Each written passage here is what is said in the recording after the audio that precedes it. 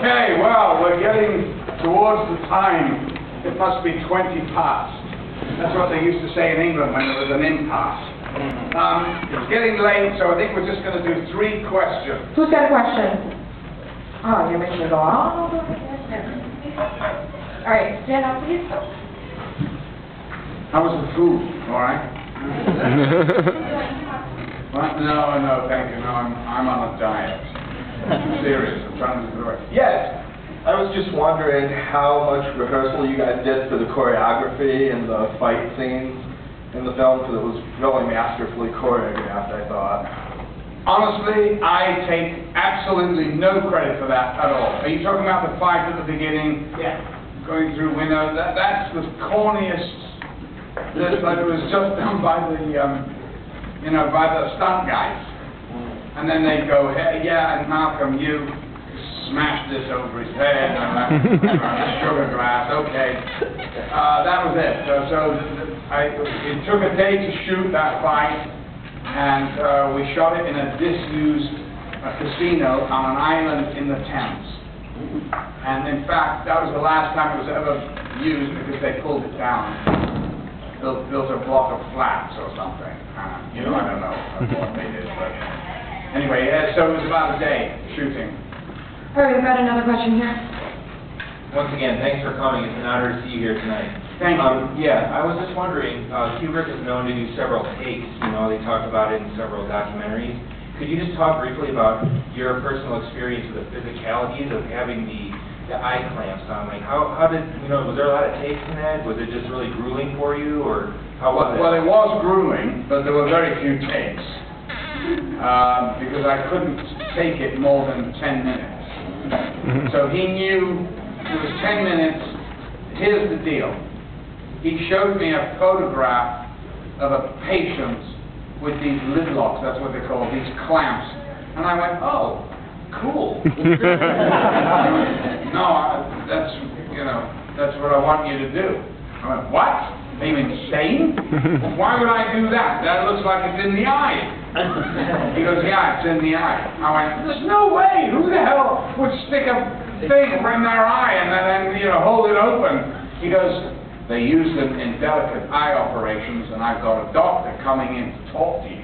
And I went, oh, I don't care who the doc is. There's no way I'm doing that. The guy comes in, he goes, there's no problem. They use them. We use them all the time. He was from this eye hospital in London called Moorfields.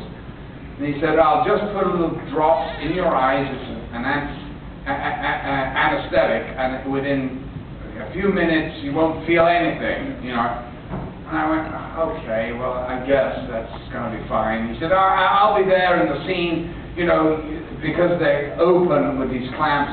I have to put drops in every 15 seconds. Otherwise, the cornea will dry up and you will lose your sight. Holy shit.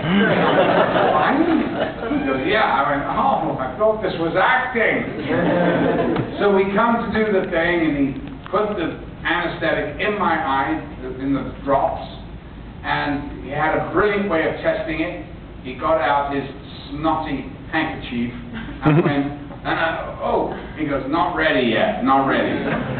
Can you feel that? I go, what? He goes, ready, we're ready. Okay, we're ready. They put these things, now wait a minute. When they showed me the picture, the patient was lying flat on his back. Now I'm sitting up in a straitjacket with straps as well, watching a movie. And so they put the lid locks in and they kept falling out, but I couldn't feel it, And then to add to this whole scenario, Stanley came down and gave the doctor, who was not an actor, a line. He goes, just say, how are things today, little Alex? So the guy goes, okay, Stanley. I went, Doc. I'm going, Doc, it's 15 seconds to Doc. He goes, what's your name again? Alex! Jesus! What was the line? How are things today? Oh, thank you. Doc, so we played this game, and I'm tapping out 15 seconds because I did not want my corneas to dry up. Right?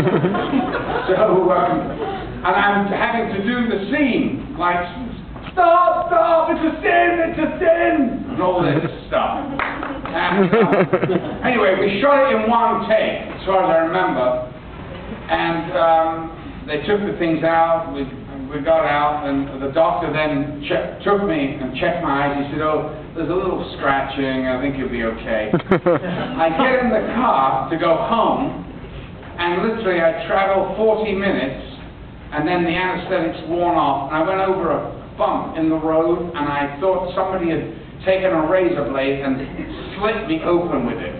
It was the most horrible and vicious pain I've ever had. Never scratch your corneas. Anyone who wears contacts, you have my sympathy if they ever get scratched, because it's the worst pain ever. I had to call my doctor.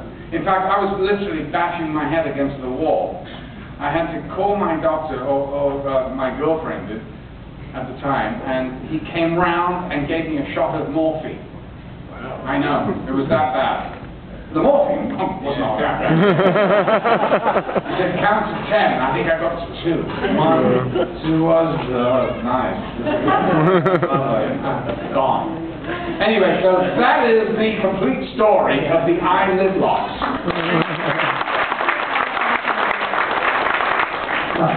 I heard that the sped-up 1812 overture scene in the bedroom with the two girls from the record store was an alternative to something else that might have been too strong to get the movie distributed. Could you talk about that, and were there any other concessions that might have been made in order to get the movie to be distributed? Where do you get this information? I bet you don't tell me the internet. Wrong on both accounts. No, that was always in the script. It actually took 28 minutes to shoot. I know, it's 2 minutes of film to the William Tell Overture. And it was not a hard scene for me to shoot. I had one blonde and one brunette, and they were rather delicious. And the brunette, Stanley had a little bit of a crush on. So, and I knew this. So I thought, hello, I can get my own back here. So we start this thing. Now, 28 minutes to shoot, undressing, dressing, undressing. Take the blonde first, on the bed, giving the old 1, 2, 1, get dressed again. Time for the brunette, undress her, I undress again. On the bed, I'm on. Pump, pump, pump, the old in out, real story-like. Stanley goes, and nobody could get into this room because he had a big Mitchell camera right in the doorway. It was a real apartment. Right in the doorway, so nobody could get in or out of the room. And I hear Stanley going, because we were talking through it, you can't even see it. And he said, okay, Mal, that's enough. Okay, that's enough. So I went on and on and on with the brunette, and in the end he was screaming, get off her! I said, sorry Stanley, I was so into it, I didn't hear what you were saying. I thought you were just egging me on. So that was that. Anyway, listen, thanks so much for coming.